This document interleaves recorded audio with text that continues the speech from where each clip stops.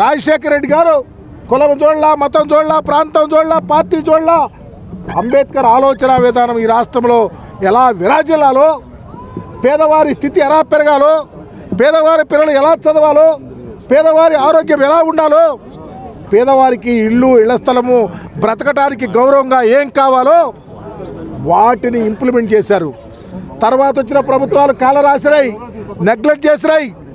మరలా జగన్మోహన్ రెడ్డి గారు వచ్చిన తర్వాత ఈ రాష్ట్రంలో రాజ్యాంగం, అంబేద్కర్ గారు కోరుకున్న రాజ్యాంగం, జగజ్జీవన్ రావు గారు ఆలోచించిన రాజ్యాంగ వ్యవస్థ ఇంప్లిమెంట్ చేసినటువంటి చరిత్ర ఈ రాష్ట్రంలో చూసాం.